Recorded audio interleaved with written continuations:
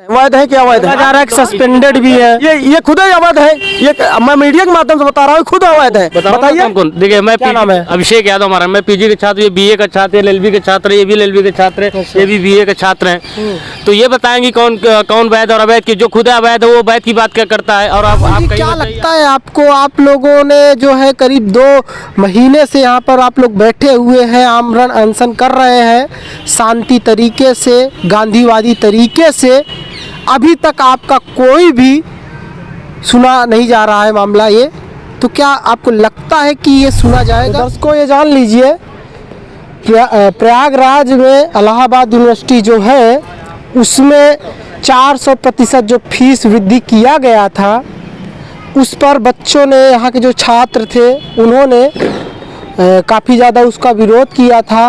और उस वक्त से विरोध करना शुरू कर दिया था जब फीस वृद्धि हुई थी। और यहाँ तक की नौबत ऐसी आ गई थी कि कुछ छात्रों ने फीस वृद्धि को लेकर के अपने ऊपर जो है ज्वलनशील पदार्थ डाल करके खुद को जलाना भी चाहा यूनिवर्सिटी कैंपस के अंदर, समझ रहे हैं। और फिर उसके बाद ये सारा मामला जो था हाईलाइटेड हो गया था। उस वक्त काफ़ी ज़्यादा लोगों के प्रकाश में था ये खबर, काफ़ी ज़्यादा वायरल हुआ था ये खबर, क्योंकि उस समय जो प्रतिक्रिया दिया गया था, जो एक्टिविटी किया गया था छात्रों की तरफ से, ज्वलनशील पदार्थ सर पर डाल करके खुद को जलाने का, उसके बाद से ही ये मामला काफ़ी ज़्यादा उग्र हो गया था।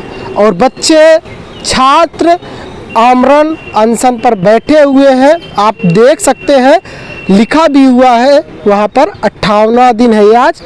और सोचिए 2 महीना हो चुका है, अभी तक कोई भी फीस वृद्धि वापस लेने की जो है खबर नहीं आई है मैनेजमेंट के तरफ से, ना तो यूनिवर्सिटी के मैनेजमेंट के तरफ से, ना ही सरकार के तरफ से, गवर्नमेंट के तरफ से। आइए बात करते हैं। क्या नाम है आपका? राहुल पटेल। तो राहुल जी, क्या लगता है आपको? आप लोगों ने जो है करीब 2 महीने से यहाँ पर आप लोग बैठे हुए हैं, आमरण अनशन कर रहे हैं शांति तरीके से, गांधीवादी तरीके से। अभी तक आपका कोई भी सुना नहीं जा रहा है मामला ये। तो क्या आपको लगता है कि ये सुना जाएगा? आपको बता देना चाहते हैं, जैसा कि 58 दिन से ये आमरण अनशन चल रहा है फीस वृद्धि को लेकर। हाँ। और हमारा छात्र संघ बहाली का भी आंदोलन चल रहा है अनुरत 2 सालों से। ये इलाहाबाद विश्वविद्यालय की जो वाइस चांसलर है, ये नौजवानों को नहीं चाहती कि यहाँ गरीब किसान के लड़के पढ़ें, मजदूर के लड़के पढ़ें। ये चाहती है कि यहाँ ये यूनिवर्सिटी गलगोटिया हो जाए, मेटी हो जाए, अशोका हो जाए। ये चाहती है कि यहाँ ये प्राइवेट यूनिवर्सिटी हो जाए, यहाँ मोटी मोटी रकमों वाले लोग पढ़ें, जिनके पास बड़ा धनाढ्य लोग पढ़ें, जिनके पास मोटा रकम हो, जिसके पास पैसा हो। और ये नहीं चाहते, ये लोग तो चाहते हैं कि गरीब किसान के लोग शिक्षा से वंचित हो जाएं। ये डॉक्टर अंबेडकर के सपनों को ये नहीं चाहते कि साकार करें यहाँ के गरीब किसान के लोग। और ये डॉक्टर लोहिया के सपनों को भी कुचलना चाहते हैं। गरीब मध्यम परिवार के लोगों को ये विश्वविद्यालय में कतई ये नहीं चाहते कि ये लोग यहाँ पढ़ें और शिक्षा अर्जित करें। ये तो चाहते हैं कि हमेशा यहाँ सामंत शाही और तानाशाही रवैया जो अपनाए हुए इलाहाबाद विश्वविद्यालय की वाइस चांसलर से हम कहना चाहते हैं कि अभी आपने दीपावली, दशहरा और छठ पूजा के वजह से हम लोगों की जो वार्ता डीएम के यहाँ हुई, उसके बाद इलाहाबाद विश्वविद्यालय में वार्ता हुई। आपने कहा कि हम फीस वृद्धि के मसले पर जवाब देंगे, लेकिन ये फीस वृद्धि के मसले पर भी जवाब नहीं दे रही वाइस चांसलर। क्या लगता है आपको कि अब आएगा, जवाब मिल पाएगा? क्योंकि ऑलरेडी काउंसलिंग हो चुका है, एडमिशन शुरू होने वाला है, ठीक है। तो लगता है कि अभी तक जब सब कुछ सारी प्रक्रिया हो चुकी है, तो किस उम्मीद में आप बैठे हुए हैं? उम्मीद तो अभी बहुत है, ये जवाब देंगे और हम लोग इनसे जवाब ले लेंगे। और नहीं देंगे तो इलाहाबाद विश्वविद्यालय और इलाहाबाद शहर पूर्ण रूप से यहाँ फिर डिस्टर्ब होगा, पूर्ण रूप से त्राही होगा। विश्वविद्यालय में तमाम प्रकार की मैनेजमेंट तो कहता है, मैनेजमेंट ने बोला है, सरकार ने बोल दिया है मैनेजमेंट से कि आप पैसा का व्यवस्था करो, ठीक है, क्योंकि पैसा हम फंड अब ज़्यादा देंगे नहीं, ठीक है। तो मैनेजमेंट ही क्या करे, आप ही बताइए। मैनेजमेंट को तो कहीं ना कहीं से पैसे इकट्ठा करने होंगे व्यवस्थाओं के लिए। ये यूजीसी की गाइडलाइन दिखा देना, यूजीसी के कोई नोटिस आई हो विश्वविद्यालय अनुदान आयोग की तरफ से तो बताएं, लेकिन ये कहीं ना कहीं अपने मन से, अपने मनमाने तरीके से इलाहाबाद विश्वविद्यालय की फीस वृद्धि कर रही हैं। और आपको बता देना चाहते हैं, अभी ना तो जेएनयू की फीस बढ़ी, ना अलीगढ़ की फीस बढ़ी, तो कौन सी ज़रूरत है कि इलाहाबाद विश्वविद्यालय की फीस बढ़ाना? नहीं तो हमेशा उतना ही फीस रहेगा, आप ही बताइए। अरे तो 400 गुना बढ़ाना कौन सी जरूरत है? कौन सी आन पड़ी थी कि 400% फीस वृद्धि हुई? अरे बढ़ाना था तो आप 10, 15, 20, 25, 50% बढ़ाना चाहिए था। क्या यहाँ छात्रों के ऊपर इतना बड़ा दमन करना चाहती हैं? छात्रों के ऊपर जजिया कर लगाना चाहती हैं? अंग्रेजों ने जजिया कर लगाया, ये भी जजिया कर लगाना चाहती हैं? सरकार बड़े बड़े दावे करती है, कोई भी सरकार हो, आने से पहले केंद्र में कहेगी कि एजुकेशन इस तरह से करेंगे, एजुकेशन में ये बदलाव लाएंगे, वो बदलाव लाएंगे। बीजेपी सरकार ने किस तरह का बदलाव एजुकेशन सेक्टर में लाया है? आप बताइए, आप मीडिया के माध्यम से मैं आपको बता देना चाहता हूँ, इन्होंने क्या किया है न्यू पॉलिसी में, न्यू एजुकेशन पॉलिसी में इन्होंने क्या बदलाव किया है बताइए। इन्होंने हिंदुत्व का ढिढोरा पीटा है, हिंदुत्व का पाठ पढ़ाने के लिए न्यू एजुकेशन में बदलाव फेरबदल किया है और कुछ नहीं किया है। और जो भी किया है गरीबों को कुचलने के लिए किया गया है, उसमें सिर्फ अमीर घराने के लड़कों को शिक्षा के लिए किया गया और गरीबों के लिए कोई शिक्षा का अधिकार नहीं है। गरीब नहीं, ये नहीं चाहते कि गरीब के घर के लोग पढ़ें, गरीब के लोग के घर के शिक्षा अर्जित करें। लेकिन ये कहीं ना कहीं ये सरकार जो केंद्र की मोदी सरकार है, ये उत्तर प्रदेश की योगी सरकार, ये चाहती है कि गरीबों को यहाँ से उत्तर प्रदेश से एकदम शिक्षा से बेदखल कर दिया जाए। इनके नौकरी और रोजगार के नाम पर जो ढिढोरा पीटा जा रहा है। आप बताइए, उत्तर प्रदेश में योगी जी की सरकार आज लगभग 6 सालों से है, क्या किया है उत्तर प्रदेश में? कितनी वैकेंसी दी, कितना रोजगार दिए? और यही नरेंद्र मोदी जी 2014 में यही परेड ग्राउंड में आए थे, इन्होंने कहा था कि हर साल नौजवानों को 2 करोड़ रोजगार दूंगा और इलाहाबाद विश्वविद्यालय की दशा और दिशा बदल दूंगा। लेकिन दशा और दिशा बदलने की बात छोड़िए, इलाहाबाद विश्वविद्यालय गर्त की ओर चला गया आज 8-9 सालों में। और जैसा कि आप जान रहे हैं, 2024 का चुनाव इनके निकट है, फिर ये कोई लॉलीपॉप लेके आएंगे कि इलाहाबाद विश्वविद्यालय में तमाम धरोहर पैदा किया, तमाम प्रधानमंत्री पैदा किया, तमाम राष्ट्रपति पैदा किया, तमाम वैज्ञानिक पैदा किया, तमाम पत्रकारिता जगत से पैदा किया, तमाम ऐसे क्षेत्रों से लोगों को पैदा इलाहाबाद विश्वविद्यालय ने किया। लेकिन इसका व्याख्यान करेंगे नरेंद्र मोदी जी, लेकिन इसके लिए कुछ नहीं किया। इससे बढ़िया तो 2005 में जब ये राज विश्वविद्यालय था, उतना ही इससे कई गुना अच्छा था। यहाँ प्रोफेसर मनमाने तरीके से जब चाहते हैं क्लास लेते हैं, नहीं चाहते नहीं, इनको मन में आया क्लास लिए, नहीं मन में आया तो नहीं क्लास लेंगे। ये उत्तर प्रदेश में यही, अगर उत्तर प्रदेश की ये राज विश्वविद्यालय होता, कहीं ना कहीं इसका दिशा और दशा बदल गई होती।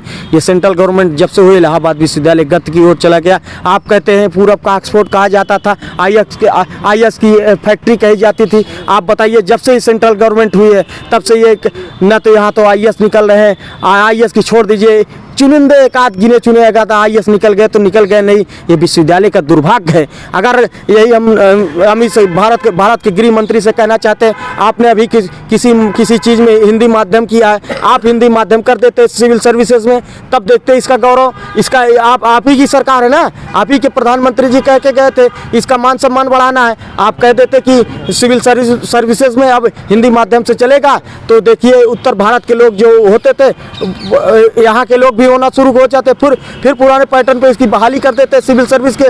तो यहाँ से आईएएस नहीं, पीसीएस, बड़े बड़े जज, बड़े बड़े डीएम, कप्तान, कलेक्टर निकलते हैं और इस विश्वविद्यालय का मान सम्मान बढ़ा। अब ये कब तक चलेगा ये अनवरत चलता रहेगा जब तक फीस वृद्धि वापस नहीं होती, छात्र संघ बहाल वापस नहीं होता। अच्छा, आपको लगता है कहाँ कैसे फीस वृद्धि वापस कर लेंगे? ये पूरा सिस्टम काउंसलिंग वाला सब हो गया काम, एडमिशन भी हो चुका है जहाँ तक है, तो कैसे लगता है आपको कि अब ये होगा, वापस होगा? अच्छा, क्योंकि ऑलरेडी फीस जमा हो चुकी है। जी, हम आपको एक छोटा सा उदाहरण देने जा रहे हैं। जब किसान बिल कैबिनेट में पास होने के बाद वापस हो सकता है, तो ये फीस वृद्धि अभी कौन सा पास हो गया है कि ये तो आम बात है, ये हमेशा का रोज का, हमेशा हर साल की बात होती, कोई ना कोई आंदोलन होता है, पास होता है, घटता है। अच्छा ये बताइए, हम आपको एक और उदाहरण देना चाहते हैं। इन्होंने छात्र संघ बहाली का किया था, उसके बाद छात्र परिषद लाए, छात्र परिषद में इन्होंने चुनाव कराया, पूरा जिला प्रशासन, विश्वविद्यालय प्रशासन पूरी ताकत लगाई, लेकिन कोई लड़का नामांकन नहीं करने आया। यहाँ से लेकर CMP, ADC, ईश्वर शरण, SPM कोई नहीं किया। तो बताइए, इनके नाक में हम लोग दम कर देंगे और ये छात्र संघ बहाल कर देंगी और फीस वृद्धि वापस कर लेंगी। और हम बधाई देना चाहते हैं राकेश टिकैत जी को। उन्होंने संसद में जब कृषि बिल पास होने के बाद उन्होंने वापस करा लिए थे। तो छोटी सी बात है ये फीस वृद्धि। जिस दिन हमारे 40,000 छात्र निकल जाएंगे, इनकी चूल्हे हिल जाएंगे, कुर्सी छोड़ के भाग जाएगी। अभी तो इसकी जांच चल रही है। ये सुप्रीम कोर्ट, हाई कोर्ट में इसका मामला सुरक्षित है, लंबित, इसका मामला लंबित है। ये खुद ही इसकी फर्जी नियुक्ति है, फर्जी अवैध नियुक्ति, अवैध तरीके से प्रोफेसर बनी है, अवैध तरीके से वाइस चांसलर बनी है। इसके पास तमाम, ये तो जब से आई है भ्रष्टाचार का दलाली का अड्डा बना दिया विश्वविद्यालय को। ये विश्वविद्यालय को खाने को उतारू है। यूनिवर्सिटी की तरफ से नोटिस भी जारी किया जाता है। यूनिवर्सिटी की तरफ से ट्विटर पर ये भी जो है मैसेज करके, पोस्ट करके बताया जाता है कि जो भी वहाँ पर अनशन कर रहे हैं, जो भी फीस